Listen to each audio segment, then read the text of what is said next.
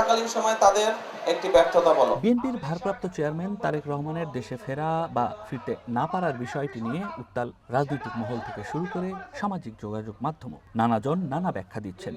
কেউ কেউ প্রশ্ন তুলছেন তারেক রহমানের দেশে ফেরার বিষয়টি কে নিয়ন্ত্রণ করছে। লিস্ট এটাতে স্থান পেয়েছে। শনিবার তারেক রহমান নিজের ভেরিফাইড ফেসবুক পেজে এই পোস্ট করেন, যেখানে তিনি লিখেন, দেশে ফেরার বিষয়টি এককভাবে তার নিয়ন্ত্রণে নেই। এর একদিন আগে বিবিসি বাংলায় দেয়া সাক্ষাৎকারে ক্ষমতাচ্যুত প্রধানমন্ত্রী শেখ হাসিনার ছেলে সজীব ওয়াজেদ জয় দাবি করেন, বাংলাদেশের বড় দুই রাজনৈতিক দল বিএনপি ও আওয়ামী লীগের নেতৃত্ব পরিবর্তনের জন্য আন্তর্জাতিক ষড়যন্ত্র চলছে। একদিকে জয়ের আন্তর্জাতিক ষড়যন্ত্র তত্ত্ব, অন্যদিকে তারেক রহমানের পোস্ট, সব মিলিয়ে নানা প্রশ্নের জন্ম দিয়েছে। 111-এর সরকারের সময় বহুল আলোচিত রাজনৈতিক তত্ত্ব ছিল -2। তখন -2 বলতে বোঝানো হতো রাজনীতি থেকে খালেদা জিয়া ও শেখ হাসিনার বিদায়। কিন্তু 24-এর অভ্যুত্থানে আওয়ামী লীগের পতনের পর আবারও -2 ফর্মুলা সামনে আসে। একদিকে শয্যাশায়ী খালেদা জিয়া, অন্যদিকে মানবতা বিরোধী অপরাধে দণ্ডিত শেখ হাসিনার ভারতে পালিয়ে যাওয়া। শেখ হাসিনার অবর্তমানে আওয়ামী লীগের হাল ধরবেন কে? এই প্রশ্নটিও অনেকদিন ধরে রাজনৈতিক পরিসরে আলোচিত হচ্ছে। শেখ পরিবারের বাইরে কাউকে দিয়ে আওয়ামী লীগ পুনর্গঠনের গুঞ্জনও রয়েছে। অন্যদিকে যদি তারেক রহমানকেও দেশের বাইরে রাখা যায়, তাহলে খালেদা জিয়ার পরে বিএনপির রাজনীতির নেতৃত্ব কার হাতে যাবে, সেই প্রশ্ন যেমন আছে, তেমনি পুরনো সেই -2 ফর্মুলাই বাস্তবায়ন হয়ে যাবে কিনা, এই প্রশ্নও জনমনে আছে। যদিও প্রধান উপদেষ্টার দপ্তর থেকে বলা হয়েছে, তারেক রহমানের দেশে ফিরতে সরকারের তরফ থেকে কোনো বিধিনিষেধ অথবা কোনো ধরনের আপত্তি নেই। আর পররাষ্ট্র উপদেষ্টা এরই মধ্যে জানিয়েছেন, আনুষ্ঠানিকভাবে সরকারের কাছে তার দেশে ফেরা নিয়ে কোনো তথ্য নেই। দেশে আসতে চাইলে সরকার একদিনের মধ্যেই ট্রাভেল পাস দেবে। একটা দেশের নাগরিককে তার দেশে ফিরতে দেওয়া যাবে না বা দেওয়া হবে না, এটা তো আমার কাছে একটু অস্বাভাবিক লাগছে। যদি বাংলাদেশ যদি তার নাগরিককে ফেরত আসতে দিতে চায়, আরেকটি দেশ সেটা কি করে নিষেধ করবে বা বন্ধ করবে?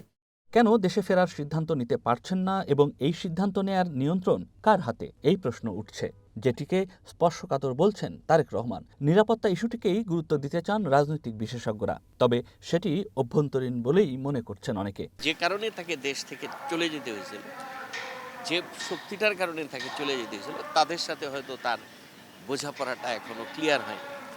সেই বোঝাপড়াটা ক্লিয়ার হলে অবশ্যই তিনি ফিরে আসবেন। মানে তাকে যারা দেশ থেকে বাধ্য করেছিল, এটা তো একটা শক্তিশালী সিন্ডিকেট, শক্তিশালী, তার অনেক পাওয়ারফুল। এখন সেই সিন্ডিকেটের হয়তো 100 জন মেম্বার আছে, 100 জনের মধ্যে হয়তো 90 জন তার ব্যাপারে আর কোনো রিজার্ভেশন নাই, হয়তো 10 জনের আছে, অথবা ওই 10 জনের কারণেই তারেক জিয়া এখনো ফিরতে পারছেন না। -2 আলোচনা আছে, এখন -3ও হইতে পারে। সেখানে কারো কারো স্বার্থ থাকতেও পারে।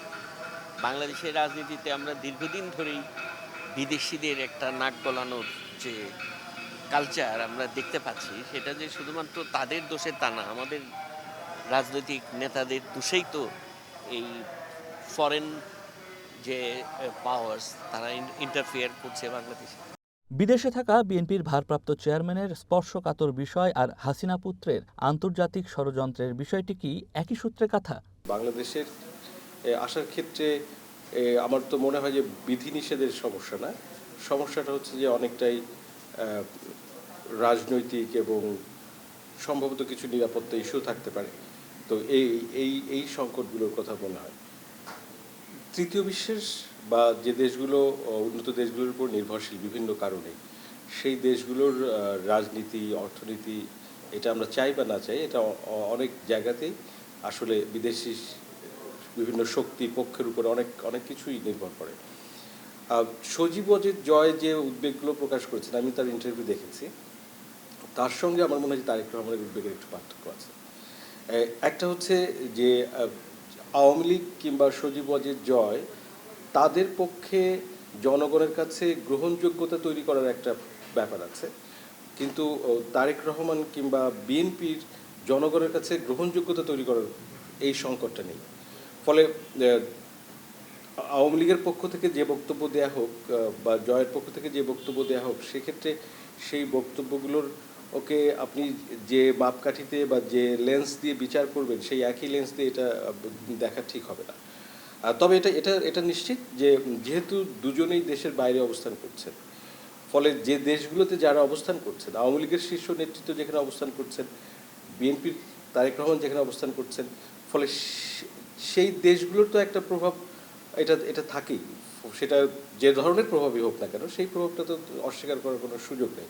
যে উত্তরাধিকার রাজনীতির আমরা কথা বলছি, সেই উত্তরাধিকার রাজনীতি এখন আর সজীব অযোধ্যা বাংলাদেশের রাজনৈতিক প্রেক্ষাপটে প্রাসঙ্গিকই নন। প্রাসঙ্গিক তার প্রতিদ্বন্দ্বী তারেক রহমান, এবং তারেক রহমানকে কেন্দ্র করেই বাংলাদেশের রাজনীতি আবর্তিত বিবর্তিত পরিবর্তিত মানে এইভাবে হচ্ছে। তো মানে he is the figure, central figure.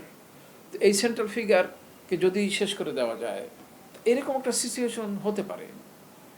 এবং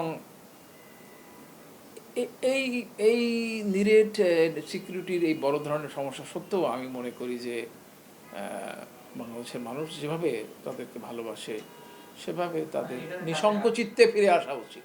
যারা those who are the mentors in international scenario, they may be responsible বা কিছু একটা আছে। অবশ্য অনেকেই মনে করছেন গণমানুষের রাজনীতি করতে হলে ঝুঁকি তো নিতেই হয়, ইতিহাসও তাই বলে। কারণ এইসব দেশি পক্ষ, বিদেশি পক্ষ, ষড়যন্ত্র, নিরাপত্তা, আইন, এইসব সবসময় সারা জীবন সব জায়গায় সব রাজনীতির ক্ষেত্রে সব নেতৃত্বের জন্য এগুলো বলবৎ ছিল, জরুরি ছিল।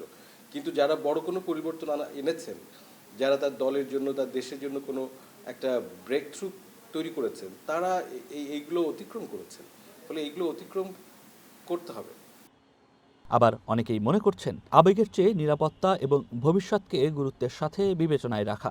দক্ষিণ এশিয়ার দেশগুলোতে রাষ্ট্রপ্রধান বা রাজনৈতিক দলের প্রধানের নিরাপত্তা ঝুঁকির নানা উদাহরণ আছে, যার সাথে দেশীয় ও আন্তর্জাতিক রাজনীতির সম্পৃক্ততার প্রমাণও আছে। নয়ন আদিত্য, ওয়ান নিউজ, ঢাকা।